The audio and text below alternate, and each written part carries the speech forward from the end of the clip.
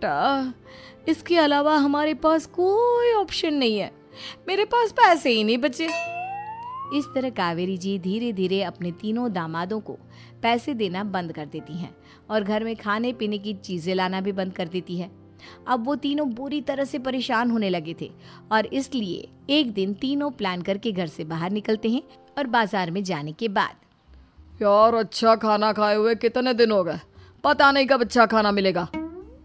हमारी बीवियों के जाने के बाद तो हमारी हालत भिखारियों जैसी हो गई है यार। कुछ भी हो, मुझे तो आज पिज्ज़ा खाना ही खाना है। जेब में 1 रुपया नहीं और पिज्जा खाएगा, कहाँ से आएंगे पैसे? अरे देख वहाँ सामने बोर्ड पर क्या लिखा हुआ है, कंप्यूटर पर काम करने के लिए एक आदमी की आवश्यकता है। भाई मैं तो जा रहा हूँ, काम करूँगा और शाम तक पैसे लाकर आराम से पिज्ज़ा खाऊंगा। जा जा, तुझे कोई काम नहीं देने वाला, हम तो घर जा रहे हैं। चल भाई सुमित।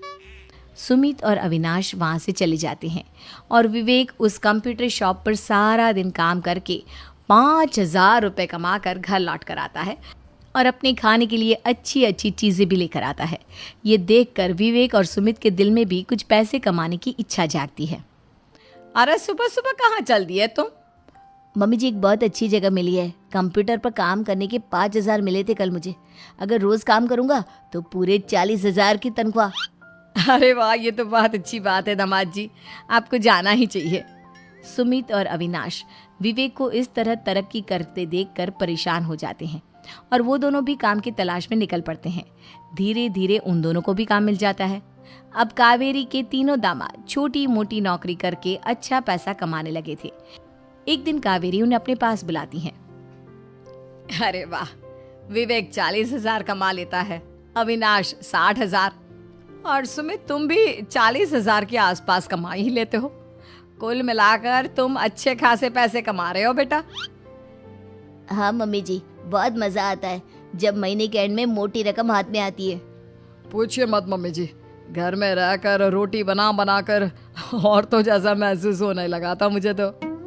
हाँ बेटा, तुम तीनों की बात तो बिल्कुल ठीक है और जानते हो अब तुम तीनों की पत्नियां भी वापस लौट कर आने वाली है। लेकिन मम्मी जी अभी तो उन्हें गए सिर्फ 2 महीने हुए हैं, आपने तो कहा था वो 4 महीने के बाद लौट कर आएंगी। ऐसा कुछ नहीं है बेटा, मैं सिर्फ तुम तीनों को सबक सिखाना चाहती थी कि आदमी घर में बैठकर बीवी की कमाई खाता हुआ अच्छा नहीं लगता। इस दुनिया में हर इंसान को मेहनत करनी चाहिए, काम करना चाहिए, चाहे वो औरत हो या आदमी, ताकि अपने परिवार को संभाल सके। कावेरी की बात सुनकर उन तीनों को अपनी गलती का एहसास होता है और कावेरी उन्हें सच बता देती है कि ईशा, सुहाना और मोहिनी शहर में ही कहीं दूसरी जगह रह रहे थे। शाम के वक्त उन तीनों की पत्नियां लौट कर आ जाती है और कावेरी जी का परिवार एक खुशहाल परिवार की तरह रहने लगता है।